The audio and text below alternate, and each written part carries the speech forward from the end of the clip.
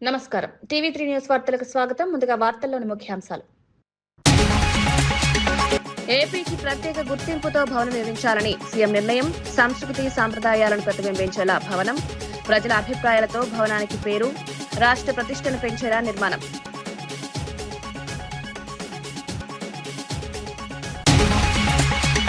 Operation సింధూర్పై Rajnath Singh కీలక వ్యాఖ్యలు. వ్యూహాత్మక నిర్ణయంగా ఆపరేషన్, అవసరమైతే దీర్ఘకాలిక యుద్ధానికి సిద్ధం. పాకిస్తాన్పై తీవ్ర విమర్శలు చేసిన రక్షణ మంత్రి.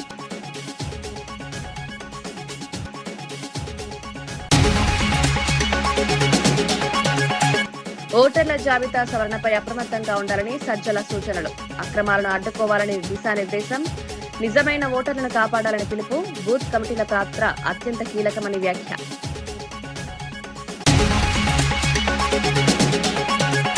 మే 10న మోదీ తెలంగాణ పర్యటనపై కిషన్ రెడ్డి కీలక ప్రకటన. జహీరాబాద్ ఇండస్ట్రియల్ సిటీ ప్రారంభం రాష్ట్రానికి కీలక మైలురాయి. అభివృద్ధి పనులతో తెలంగాణకి భారీ ఊతం. మోదీ సభకు ప్రజలు భారీగా హాజరు కావాలని పిలుపు. మరోసారి అధికారంలోకి వస్తామని మమతా బెనర్జీ ధీమా వ్యక్తం. ఓట్ల లెక్కింపుపై కార్యకర్తలకు సూచనలు. ప్రతి ఓటు విలువైందని పిలుపు. ప్రజల మద్దతుతో విజయం ఖాయమన్న మమత.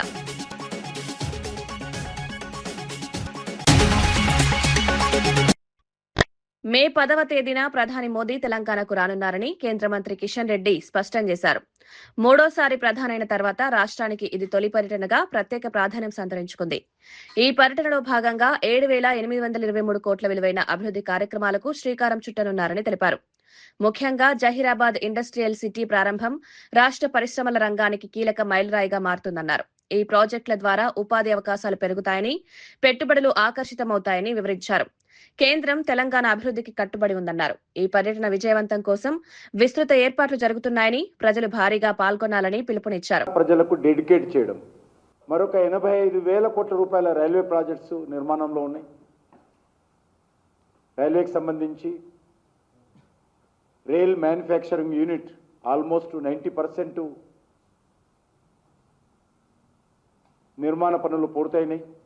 పెట్రోలియం ఉత్పత్తులకు సంబంధించి మన హైదరాబాద్ సిటీలో పెట్రోలియంకి సంబంధించినటువంటి ఉత్పత్తులకు సంబంధించి ఒక పెద్ద టెర్మినల్, POL టెర్మినల్ మనము అది ప్రారంభించుకోబోతున్నాం.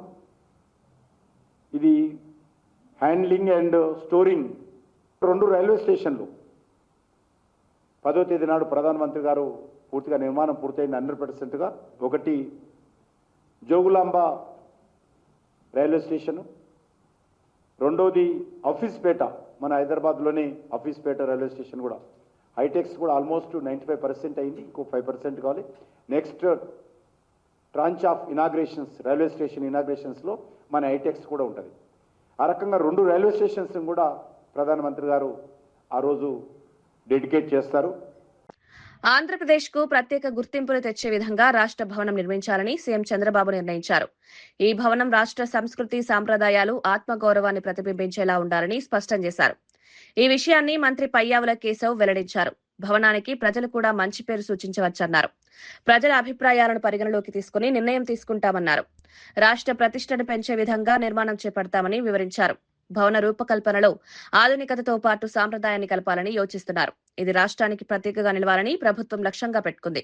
నేను ఎన్ని శాఖలు చెప్పాను, మీరు ఎన్ని శాఖల గురించి రాసుకున్నారు, మీరు ఏ పత్రిక నుంచి వచ్చారో తెలీదు.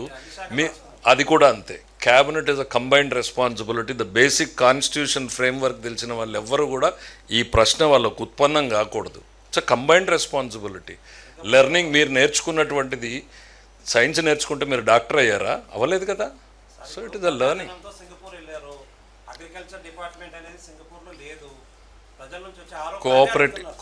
కోఆపరేటివ్ డిపార్ట్మెంట్ లేదా?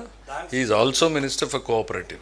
No, he's also minister for cooperative. They are one of the best cooperative mechanisms. So kindly know, మీరు వాళ్ళు అడిగినట్టుగా అడిగితే వాళ్ళకు సమాధానం చెప్తా. అది కదా, అది రైట్. Thank you.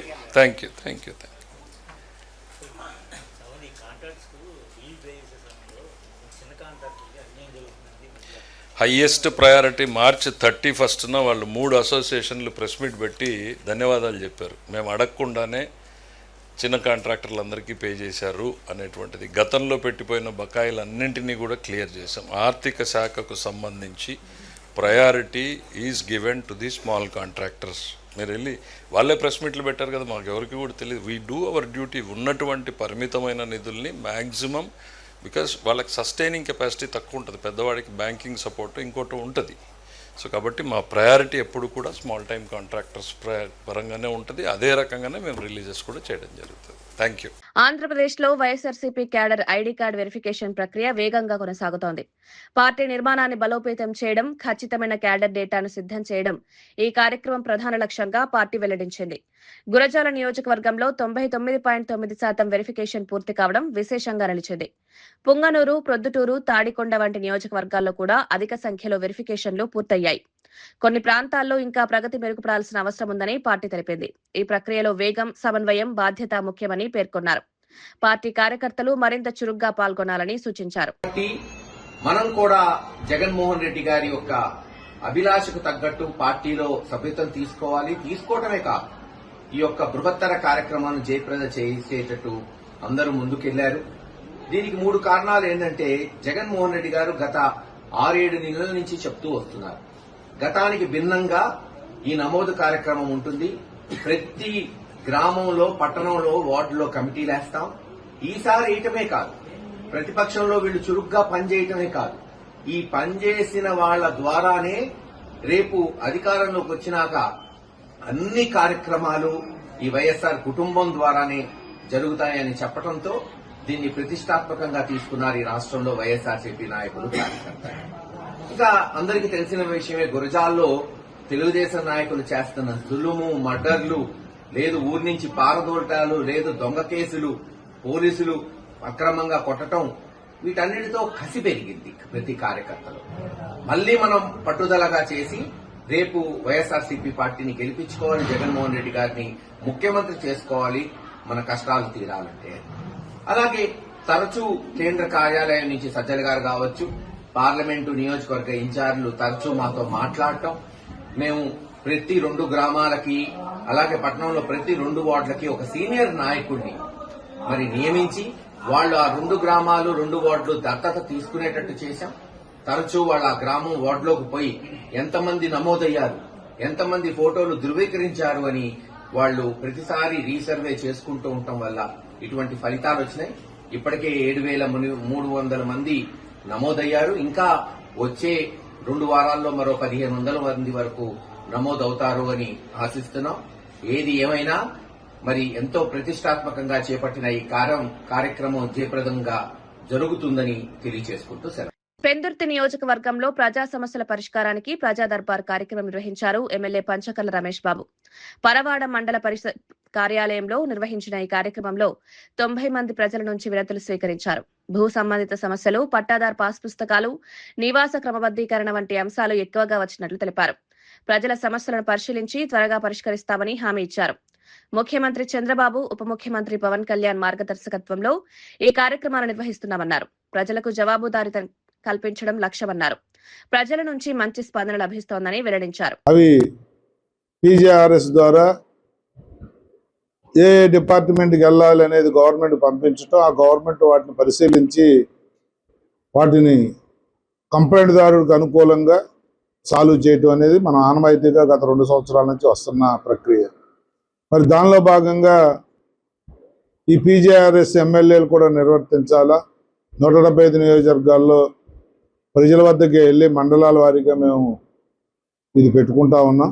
దానిలో భాగంగా ఈరోజు పరవాడ మండలంలో ఈ ప్రజా దర్బారు పెడితే 90 అప్లికేషన్లు వచ్చాయి. మరి రాష్ట్రంలోనే ముఖ్యమంత్రి గారు స్థాయి నుంచి గ్రామ స్థాయి వరకు ప్రజల దగ్గరికి ఇప్పుడు వెళ్ళినా కూడా రెవెన్యూ సమస్యలే ఎక్కువగా వస్తూ ఉన్నాయి. అంటే రాష్ట్రంలో ఏ కంప్లైంట్, ఏ వేదిక అయినా కూడా 100 కంప్లైంట్లు వస్తే దాంట్లో 70-75 రెవెన్యూవే ఉంటున్నాయి.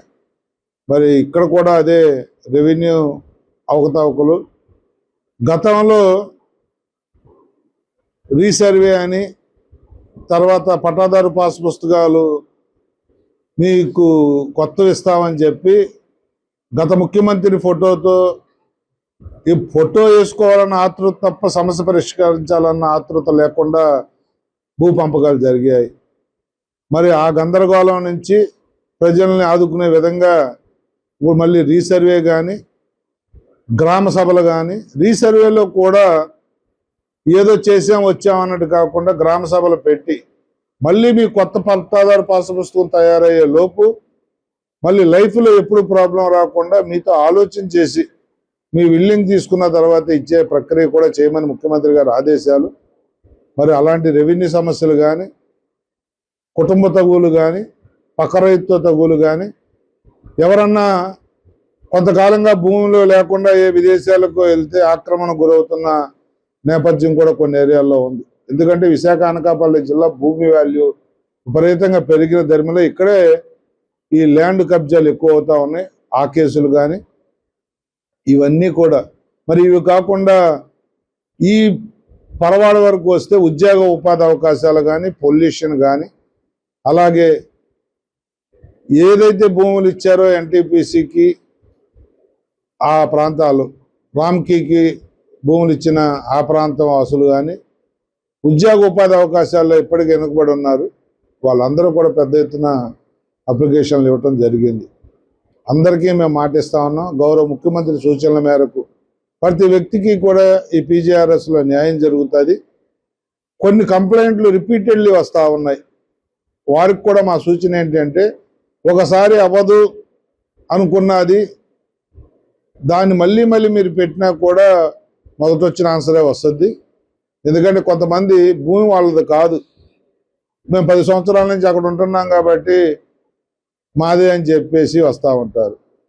అంటే రెవెన్యూ రికార్డు ప్రకారం భూమి వస్తుంది తప్ప నువ్వు 10 సంవత్సరాలు 5 సంవత్సరాలు ఆ స్థలంలో ఉంటే నీది అయిపోదు అనేది కూడా ఆ వ్యక్తి గమనించాలని చెప్పి కొన్ని కంప్లైంట్లు రిపీటెడ్లీ వస్తుంటే అధికారులకు కూడా ఎలా సాల్వ్ చేయాలో తెలియకుండా ఇబ్బంది పడుతున్న నేపథ్యం ఉంది. దయచేసి కంప్లైంట్ ఇచ్చేవాళ్ళు కూడా బాగా ఆలోచనతో రావాలని చెప్పి మనవి చేస్తా ఉన్నా. ఇది రాష్ట్ర ప్రభుత్వం ఒక చిత్తశుద్ధి. ఎన్డీఏ కూటమి అధికారంలోకి వచ్చినప్పటి నుంచి కూడా అనునిత్యం కూడా మీకు సంక్షేమం కానీ అభివృద్ధి కానీ ఉద్యోగ ఉపాధి అవకాశాలు కానీ మీకు చేయాలన్న తలంపుతోనే కార్యక్రమాలన్నీ తీసుకోవటం. 20 లక్షల ఉద్యోగాలు ఈ 5 సంవత్సరాల కాలంలో ఇవ్వాలన్న లోకేష్ గారు కానీ పవన్ కళ్యాణ్ గారు కానీ చంద్రబాబు నాయుడు గారు కానీ సంకల్పం ఏదైతే ఉందో దానికి మించి ఉద్యోగాలు ఇచ్చే దిశగా మేము ప్రయత్నం చేస్తా ఉన్నాం. మనకు దగ్గరకు వస్తున్న పరిశ్రమలు కానీ ఐటీ కంపెనీలు కానీ అన్నిట్లో కూడా మనకి ఈ ప్రాంతం వాళ్ళకే టాప్ ప్రయారిటీ ఇస్తామని కూడా నిన్న గూగుల్ మీటింగ్లో కూడా భూమి పూజ కార్యక్రమంలో కూడా ముఖ్యమంత్రి గారు చెప్పడం జరిగింది. ఇక్కడ యువతంతా కూడా రాబోయే రోజుల్లో బంగారం భవిష్యత్తు ఉంటుంది యువతకు అనేది దాంట్లో ఏమాత్రం అనుమానం లేదు. అందరికీ కూడా మంచి భవిష్యత్తు ఈ రాష్ట్రంలో ఉంటుందనే దాంట్లో ముఖ్యమంత్రి గారి చిత్తశుద్ధి ఆ కమిట్మెంట్ మనం చూస్తా ఉన్నాం. దాన్ని తప్పకుండా నెరవేరుస్తామని చెప్పి మాటిస్తా ఉన్నాం. ధన్యవాదాలు. భద్రాద్రి కొత్తగూడెం జిల్లా భద్రాచలంలో మే 3న నిర్వహించనున్న హిందూ సమ్మేళనానికి విస్తృత ఏర్పాట్లు జరుగుతున్నాయి. ఆర్ఎస్ఎస్ సంస్థ స్థాపనకు 100 సంవత్సరాలు పూర్తయిన సందర్భంగా ఈ భారీ సభను నిర్వహిస్తున్నట్లు నిర్వాహకులు తెలిపారు. జూనియర్ కాలేజ్ గ్రౌండ్ లో జరగనున్న ఈ కార్యక్రమానికి వేలాదిగా ప్రజలు హాజరయ్యే అవకాశం ఉందన్నారు. కులమతాలకు అతీతంగా అందరూ పాల్గొని విజయవంతం చేయాలని పిలుపునిచ్చారు. ముఖ్య అతిథిగా అనఘానంద స్వామీజీ హాజరవుతారన్నారు. హిందువుల ఐక్యతను ప్రపంచానికి చాటి చెప్పడం ఈ సభ లక్ష్యమని పేర్కొన్నారు. ధర్మం, గర్వం, ఐక్యతను బలపరిచే దిశగా ఈ కార్యక్రమం జరుగుతుందని నిర్వాహకులు వెల్లడించారు. అనేక లోకల్ ఛానల్ కానీ మీరు కూడా ఈ యొక్క కార్యక్రమాన్ని విజయవంతం అవడానికి మీ యొక్క ఆశీస్సులు కానీ అందజేస్తే మీ ఛానల్స్ ద్వారా మీకున్న మాధ్యమాల ద్వారా ఈ యొక్క కార్యక్రమం దిగ్విజయం కావాలని మీరు కానీ కొంత మాకు సహకరిస్తే ఈ హిందూ సమ్మేళనం జయప్రదం అవడానికి మేము చేసింది ఒక 10% అయినా మీరు చేసింది 90% ఉంటుంది. మీరు చెప్పగలిగితే ఇంకా 3 రోజులు ఉంది కనుక ఇది వేరే దేనికోసం కాదు, ఓన్లీ ధర్మ పరిరక్షణ కోసమే. రాముడు ఏదైతే ఆచరించాడో అదే ప్రతి మనిషి ఆచరించాలి, మనందరం కలిసి వసుదైక కుటుంబంగా కలిసి ఉండాలని చెప్పడం కోసమే తప్ప వేరేది కాదని నేను భావిస్తూ ఉన్నాను. ఇలాంటి గొప్ప బృహత్తరమైన కార్యక్రమం, పవిత్రమైన కార్యక్రమం రాముల వారి పాదాల చెంత జరుగుతుంది కనుక మిమ్మల్ని మీరందరూ అందులో ఎంతమందో నాకు మిత్రులు, ఆప్తులు, ఆత్మీయులు మీరందరూ ఉన్నారు. మీరు ఈ యొక్క కార్యక్రమం దిగ్విజయం చేయడానికి, ఇది ఎంతో గొప్పగా జరగడానికి మీ యొక్క సహాయ సహకారాలు అందజేసి, మీ ఆశీస్సులు అందజేసి, మీ యొక్క మాధ్యమాల ద్వారా ఇది జయప్రదం చేయాలని నేను పేరున మీ అందరినీ కోరుకోవడం కోసం, మీకు విన్నవించడం కోసం, మీకు ఈ రకంగా మనవి చేయడం కోసమే ఈ యొక్క సమావేశం ఏర్పాటు చేయడం జరిగింది. ఎన్నో పనులున్నా మీరందరూ ఇక్కడికి వచ్చి, ఇది చిన్నదా పెద్దదా ఎవరు పిలిచారు ఏంటనుకుంటా, ఇది ఒక సమావేశ కార్యక్రమం, మమ్మల్ని ఆహ్వానించారు, మేము వెళ్ళాలని గొప్ప హృదయంతో మీరందరూ వచ్చి ఇక్కడ. ఓటర్ల జాబితా సవరణ ప్రక్రియపై పార్టీ శ్రేణులు అప్రమత్తంగా ఉండాలని వైఎస్ఆర్సీపీ నేత సజ్జల రామకృష్ణారెడ్డి సూచించారు. గత అనుభవాలను దృష్టిలో ఉంచుకుని మరింత జాగ్రత్తగా వ్యవహరించాలన్నారు. అధికార పక్షం చేసే అక్రమాలను అడ్డుకోవాలని, ఎక్కడా పార్టీ ఓట్లు తొలగకుండా చూడాలని దిశానిర్దేశం చేశారు. బూత్ కమిటీల పాత్ర కీలకమని, టెక్నాలజీ వినియోగంలో అప్రమత్తత అవసరమని తెలిపారు. అక్రమ ఓట్లు చేర్చకుండా నిజమైన ఓటర్లను కాపాడాలన్నారు. గతంలో లక్షలాది ఓట్లు తొలగించిన ఉదాహరణలను గుర్తు చేశారు. పార్టీ శ్రేణులు సమన్వయంతో పనిచేయాలని పిలుపునిచ్చారు. ఇది చేయాల్సింది బాధ్యత మొత్తం మన మీద ఉంది. అది మనకు అవసరము, రాష్ట్రానికి అవసరము, ఓటర్లకు అవసరము, ప్రజలకు అవసరం. అందువల్ల నికరమైన ఉన్న ఓటు ఏది పోకుండా చూడడం, మనకు వచ్చే ఓటు మన సింపథైజర్ అయితే అసలు జారిపోకుండా ఎట్లా చూసుకోవాలన్నా ఈ రెండు మనం ముందున్న రక్షణ కట్టాలి. లేదు 25లో ఇప్పుడున్న ఓటర్లు అందరూ వాళ్ళు ఎక్కడున్నా పోకుండా చూడడం ఎట్లా, ఈ రెండు మన ముందున్న బాధ్యత. దీనికోసం ఒక ఎక్సర్సైజ్ చేయాలా, సీరియస్గా చేయాలా, కోఆర్డినేటెడ్గా చేయాలా and election commission representative accept చేసిన మన అట్నుంచి డిప్యూటీ కింద గ్రౌండ్ లెవెల్లో ఎవరైతే బిఎల్ఓ ఉంటారో అల్టిమేట్ ఇట్ బాయిల్స్ డౌన్ అంతా కిందికి పోయేది బిఎల్ఓ దగ్గరికి పోతుంది. మన వైపు నుంచి పొలిటికల్ పార్టీ నుంచి బిఎల్ఏ దగ్గరికి పోతుంది, బూత్కి వెళ్తుంది అక్కడ. సో ఈ బూత్ లెవెల్లో కోఆర్డినేట్ చేసుకుంటే సహజంగానే మనకు ఏదైనా ఇట్లాంటి జరిగిన ఉన్న 1000-1200 ఓట్లను ఎవరైతే నిజంగా లేని ఓట్లు ఉంటే తీసేసినా ఓకే, ఉన్న ఓటు పోకుండా మన ఓటు అయితే మరింత జాగ్రత్తతో, మనకు వస్తున్న ఓటు అయితే మరింత జాగ్రత్తతో వాటిని ఐడెంటిఫై చేసి కంటిన్యూ అయ్యేట్టు, లేదంటే మళ్ళీ రీఇన్స్టేట్ అయ్యేట్టు అంతవరకు హ్యాండ్ హోల్డింగ్ చేయడం, ఐడెంటిఫై చేసి హ్యాండ్ హోల్డింగ్ చేయడం అని లైక్ ఎలక్షన్ కమిషన్ ఎట్లయితే ప్రిపేర్ అవుతుందో, ఇప్పుడు సెన్సస్ కమిషన్ వాళ్ళైతే ఎట్లా ప్రిపేర్ అవుతారు, ఒక ఎక్సర్సైజ్ దానికి ముందు గ్రౌండ్ వర్క్ చేసుకోవడము, ఆ తర్వాత క్యాంపెయిన్ లాగా జరిగినది. మన వైపు నుంచి మనం కూడా అది ప్రిపేర్, స్ట్రక్చర్ పూర్తి ఫామ్ కావాలి, బిఎల్ఏలు పక్కగా ఫిల్ కావాలి. ఇప్పటికే లిస్ట్ వచ్చాయి బిఎల్ఏలు చేస్తారు. అయితే చాలామంది మన పార్టీలో మన కోఆర్డినేటర్లు కలిసి నాయకులు ఎలక్షన్లుగా టైం ఉంది కదా, నార్మల్ కోర్స్ ఆఫ్ దీని ప్రకారం మనం చేసుకోవచ్చు కదా, గ్రామ నాయకులు ఉంటారు, అందరు ఉంటారు కదా అనుకుంటున్నాం. కానీ మధ్యలో తక్కువ టైం ఏదైతే షార్ట్ స్పాన్లో పడే దెబ్బ, ఆ తర్వాత మళ్ళీ మనం రికవర్ అవ్వడానికి లేదా దాన్ని మళ్ళీ నార్మల్ తెచ్చుకోవడానికి టైం పడుతుంది, మిస్ కూడా కావచ్చు. కాబట్టి ఆ టైంకే మనం అలర్ట్గా ఉండడం అవసరం కాబట్టి దానికోసం ప్రత్యేక ఏర్పాటు చేద్దామని అనుకుంటున్నాం.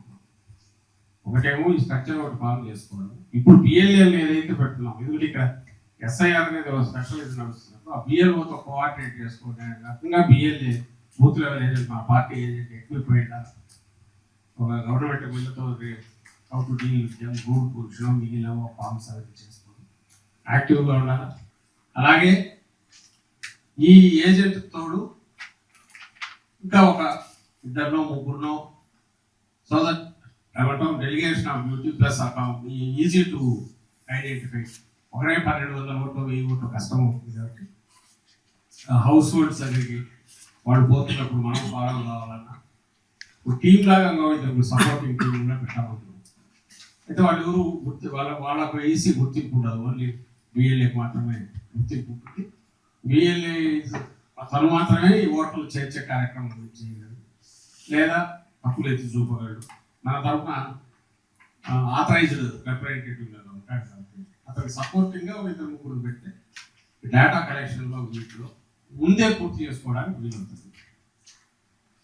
ఇప్పుడు ఆ రోజు మనం ఎప్పుడైతే వాళ్ళు మొదలుపెట్టి బిఏలో కనెక్ట్ చేసి ఇప్పటికి వాళ్ళు మ్యాపింగ్ చేసినట్టు కాదు చాలా వరకు. సో మనము ముందే చేసి పెడితే రేపు వాళ్ళ పని ఈజీ అవుతుంది, వాళ్ళకి హెల్ప్ చేసిన వాళ్ళం అవుతాం. మన వైపు నుంచి మా పాయింట్ ఆఫ్ మనం చెప్పాలనుకుంటూ ముందు ప్రిపేర్డ్గా ఉంటాం. ఉదాహరణగా 1000 ఇప్పటికే మనం 400 ఒక్కొక్కరికి 200 ఈజీ వస్తుంది. ఈ లిస్టు 25 లిస్ట్ తీసుకోపోయి అక్కడికి 2002 పెట్టుకోవచ్చు. కానీ అంత శ్రమ మనం ఏంటంటే 2025 ఉండేటివి స్టాండర్డ్గా అవి మెయింటైన్ అయ్యేట్టు చూసుకోవడం, వాటిలో ఓటర్గానే ఉంటాయి. సో అక్కడికి వెళ్ళి ఈ వీళ్ళలో ఎవరు ఉన్నారు, లేదు ఇక్కడ లేరు, ఇంకో దగ్గర ఎక్కడైనా ఎంప్లాయ్మెంట్ బయటకి వెళ్ళారా, లేదా ఇక్కడే ఉన్నారా, లేదా ఎవరైనా చనిపోయారా, ఇవి తీసిపెట్టు. ఇరాన్ వివాదాన్ని పరిష్కరించేందుకు అమెరికా అధ్యక్షుడు డొనాల్డ్ ట్రంప్ కొత్త వ్యూహాన్ని అమలు చేస్తున్నారు. ప్రత్యక్ష చర్యలను రద్దు చేసి ఫోన్ ద్వారా సంప్రదింపులను కొనసాగిస్తున్నట్లు తెలిపారు. అమెరికా దాడుల వల్ల ఇరాన్ క్షిపణి సామర్థ్యం తగ్గిందని పేర్కొన్నారు. శాంతి కోసం ఇరాన్ తన అణ్వాయుధ లక్ష్యాలను పూర్తిగా వదులుకోవాలని డిమాండ్ చేశారు. యుద్ధం కారణంగా అమెరికాకు భారీ ఆర్థిక భారం పడిందని వివరించారు. ఇరాన్ సముద్ర రవాణా అడ్డంకులు ప్రపంచ చమురు సరఫరాపై ప్రభావం చూపుతున్నాయని తెలిపారు. పరిస్థితులు మరింత ఉద్రిక్తంగా మారే అవకాశం ఉందని విశ్లేషకులు చెప్తున్నారు. About 80% of them. The rest could come very quickly if we don't make a deal. They're not going to have a nuclear weapon. They know it, and just about everybody else does. President, regarding Iran, how long are you prepared to maintain the blockade? Could that go several more months? Well, the blockade is genius, okay? The blockade has been 100% foolproof. It shows how good our Navy is, I can tell you that. Nobody's going to play games. We have the greatest military in the world, and I built much of it during my first term, and we've been building it since. And the greatest anywhere in the world, nobody even close. And you see that, whether it's Venezuela, and they have a good military in Venezuela, but it was over in one day. It was actually over in about 48 minutes. Iran, the same thing. I mean, militarily, we've wiped them out. They have no military left. It's all the Navy's at the bottom of the sea. The Air Force is never going to fly again. We've got an amazing military. Now they have to cry uncle. That's all they have to do. Just say, we give up. We give up. But their economy is really in trouble. So it's a dead economy. Will Operation Economic Fury and the blockade get Iran to nuclear talks fast enough, or do you think another wave of strikes will be necessary? I don't know. It depends. We have talks. We're having talks with them now, and we're not flying anymore with 18-hour flights every time we want to see a piece of paper. We're doing it telephonically, and it's very nice. I make a call, or I have my people make a call, and you know the answer. I always like face-to-face. I consider it better. But when you have to fly 18 hours every time you want to have a meeting, and you know what the meeting's all about, and you know they're going to give you a piece of paper that you don't like before you even leave. It's ridiculous. They've come a long way. The question is whether or not they're going to go far enough. So at this moment, there will never be a deal unless they agree that there will be no nuclear weapons. You're going to have to say it differently. Sorry, are you considering relocating NASA's headquarters? Jammu Kashmir చరిత్రలో తొలి Vande Bharat express రైలును కేంద్ర railway మంత్రి అశ్విని వైష్ణవ్ ప్రారంభించారు. శ్రీనగర్ కు నేరుగా రైలు సేవలు ప్రారంభం కావడం కీలక మైలురాయిగా నిలిచింది.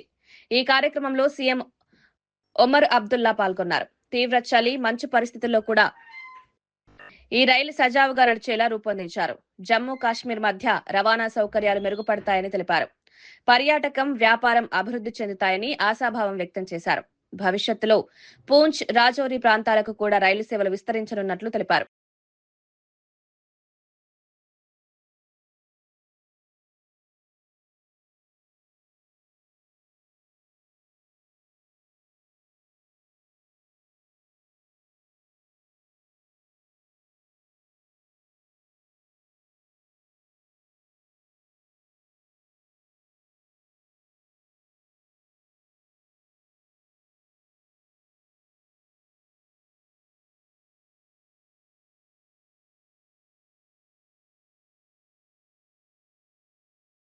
ఆపరేషన్ సింధూర్ను భారతదేశం స్వచ్ఛందంగా నిలిపివేసిందని రక్షణ మంత్రి రాజ్నాథ్ సింగ్ తెలిపారు. ఇది బలహీనత వల్ల కాదని వ్యూహాత్మక నిర్ణయమని స్పష్టం చేశారు. సైన్యం, నౌకాదళం, వాయుసేన సమన్వయం ఈ ఆపరేషన్ విజయానికి కారణమన్నారు. అవసరమైతే దీర్ఘకాల యుద్ధానికి భారత్ సిద్ధంగా ఉందని హెచ్చరించారు. పాకిస్తాన్పై తీవ్ర విమర్శలు చేస్తూ అది ఉగ్రవాద కేంద్రంగా మారిందన్నారు. మతం పేరుతో ఉగ్రవాదాన్ని సమర్థించడం తప్పని పేర్కొన్నారు.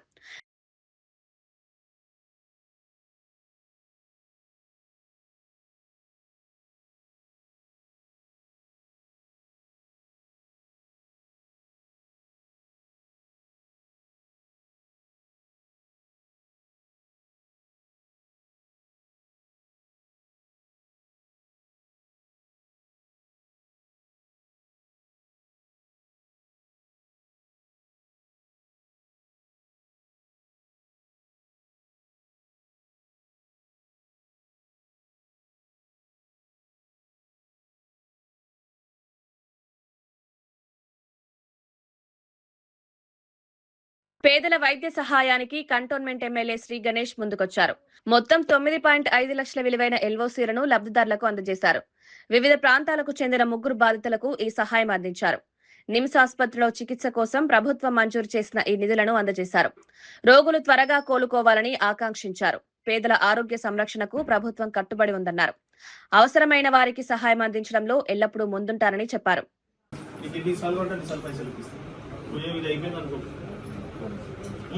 పశ్చిమ బెంగాల్ ముఖ్యమంత్రి మమతా బెనర్జీ మరోసారి అధికారంలోకి వస్తామని ధీమా వ్యక్తం చేశారు. వీడియో సందేశం విడుదల చేసి పార్టీ కార్యకర్తలకు స్పష్టమైన దిశానిర్దేశం చేశారు. భవానీపూర్లో తాను కాపలా ఉంటారని, మిగతా ప్రాంతాల్లో ఓట్ల లెక్కింపును జాగ్రత్తగా పర్యవేక్షించాలని సూచించారు.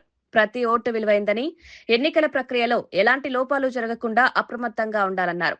పార్టీ శ్రేణులు ఐక్యంగా పనిచేస్తే విజయాన్ని సాధించగలమన్నారు. ప్రజల విశ్వాసం తమపైనే ఉందని, అభివృద్ధి, సంక్షేమ కార్యక్రమాలపై ప్రజలు మద్దతిస్తున్నారని పేర్కొన్నారు.